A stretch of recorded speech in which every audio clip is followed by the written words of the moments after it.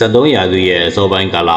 ဖုံမုံတွေထူပြောတဲ့အလဲအရှမြက်ကင်းပြင်ကြီးတဲ့ကနေကဘာကြီးကိုတုံလုံးစေမဲ့လူတစ်ယောက်ထွက်ပေါ်လာခဲ့ပါတယ်။သူကတော့အခြားသူမဟုတ်ပါဘူး။ပင်လယ်အလားကျပြောတဲ့မင်းလိုအတိတ်ပဲရတဲ့ချင်းချစ်ခမ်းပါပဲ။သူဟာချင်းချင်းတိုက်ခိုက်နေကြတဲ့ခြေတလုံးအိမ်တိုင်းမျိုးနွယ်စုတွေကိုတစုတစည်းတည်းဖြစ်အောင်စီလုံးနိုင်ခဲ့ပြီးဘယ်သူမှမတားသိနိုင်တဲ့ကြမ်းတမ်းတဲ့မြင်းစည်းစစ်တပ်ကြီးကိုတည်ထောင်ခဲ့ပါတယ်။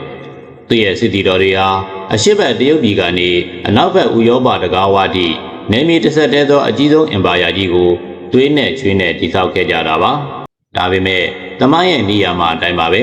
အတက်ရှင်ရဲ့အကြရှိသမျှပါ။ဘယ်တော့ပဲခန္ဓာကြီးကျက်တဲ့အင်ပါယာဖြစ်ပါစေထာဝရဆိုတာမရှိခဲ့ပါဘူး။ဒီနေ့မှာတော့ကျွန်တော်တို့ဟာမွန်ဂိုအင်ပါယာကြီးဘယ်လိုကြောင့်တဖြည်းဖြည်းနဲ့အကြောင်းထားပြီးပြိုလဲသွားခဲ့ရတယ်လဲဆိုတာကိုပြောပြပေးသွားမှာဖြစ်ပါတယ်။1929ခုနှစ်မှာဂျင်ဂျီခန်းကွယ်လွန်သွားခဲ့ပေမဲ့အင်ပါယာကြီးကပြိုလဲမသွားခဲ့ပါဘူး။တကယ်တော့မွန်ဂိုအင်ပါယာဟာမောင်ကီခန်းလက်ထက်မှာအကျယ်ပြန့်ဆုံးအခြေအနေကိုရောက်ခဲ့တာပါ။သူနောက်မှာတက်လာတဲ့မြေဖြစ်သူကူပလိုင်ခန့်ကလည်းတရုတ်ပြည်တစ်ခုလုံးကိုသိမ်းပိုက်ပြီးအရှေ့အာရှကိုစိုးမိုးနိုင်ခဲ့ပါတယ်။ဒါပေမဲ့ဒီနေရာမှာပြဿနာကစလာပါပဲ။အင်ပါယာကြီးဟာရန်ကိုကျယ်ပြန့်လွန်းနေပြီးယဉ်ကျေးမှုဘာသာစကားနဲ့ကိုယ်ပွေယုံကြည်မှုမတူညီတဲ့လူမျိုးပေါင်းစုံကိုဘိုးကျက်တဲ့နေရာတွေကနေထိန်းချုပ်ဖို့ဆိုတာမဖြစ်နိုင်တော့တဲ့အခြေအနေပါ။ဒါကြောင့်မွန်ဂိုလီးယားအင်ပါယာကြီးကိုအဓိကအစိပ်ပိုင်း၄ခုခွဲလိုက်ရပါတော့တယ်။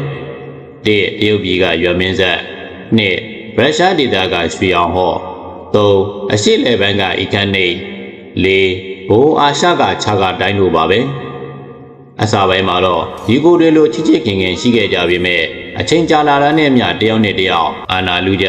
နေမြေလူကြရင်အချင်းချင်းပြန်တိုက်ခိုက်တဲ့အခါမှာပြည်တွင်းစစ်တွေဟာအင်ပါယာကြီးကိုအတွင်းပိုင်းကနေအားနည်းစေခဲ့ပါတယ်။ဒုသနာတစ်ခုက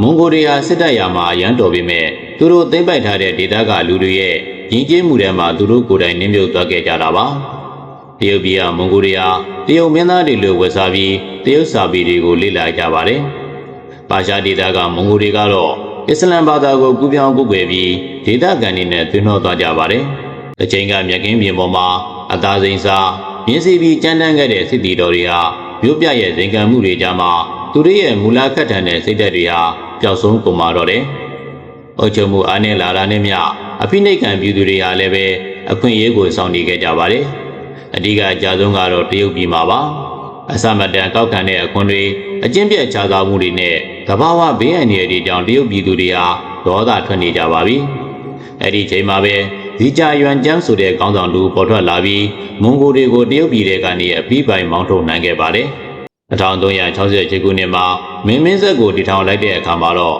မွန်ဂိုတွေတဲ့အရေးပါဆုံးနေမီကြီးတစ်ခုဟာဆုံးရှုံးသွားခဲ့ရပါတယ်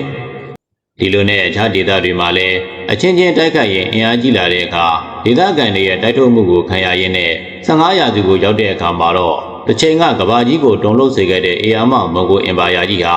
မြေပုံပေါ်ကနေလုံးဝပျောက်ကွယ်သွားခဲ့ရပါတော့တယ်။မွန်ဂိုအင်ပါယာကြီးပြိုလဲသွားပြီမဲ့သူတို့ခြံထားခဲ့တဲ့တမိုင်းကတော့အခုချိန်ထိရှင်သန်နေသေးပါ။ပိုလန်မာကြီးကနေတဆင့်အရှင်းနဲ့အနောက်ယဉ်ကျေးမှုတွေကိုပေါင်းကူးပေးခဲ့တာဟာသူတို့ရဲ့အကြီးမားဆုံးသောအမွေနှစ်ပဲဖြစ်ပါတယ်။ဒီနေရာမှာတငယ်ချင်းတို့ကိုမေးချင်တာလေးတစ်ခုရှိပါတယ်။ချင်းကျဲခန်းသာသူ့ရဲ့အမွေဆက်ခံသူတွေကိုစီးလုံးအောင်ထိမ့်သိမ်းနိုင်ခဲ့မယ်ဆိုရင်ဒီနေ့ခေတ်ကဘာကြီးဟာမွန်ဂိုတွေရဲ့လက်အောက်မှာပဲရှိနေအောင်ပါလား။ဒါမှမဟုတ်နယ်မြေကျယ်ပြန့်လွန်းတာကြောင့်ဘလို့ပဲဖြစ်ဖြစ်ပြိုလဲသွားမှာပဲလို့ထင်ပါသလား။တငယ်ချင်းတို့ရဲ့အမြင်လေးတွေကိုကောမန့်မှာရေးပေးသွားပါအောင်ဗျာ။အခုလိုသမိုင်းဝင်အကြောင်းအရာတွေကိုစိတ်ဝင်စားတယ်ဆိုရင်တော့ကျွန်တော်ရဲ့ channel လေးကို like နဲ့ follow လုပ်ထားဖို့မမေ့ပါနဲ့ဦးခင်ဗျာ။အားလုံးကိုကျေးဇူးတင်ပါတယ်။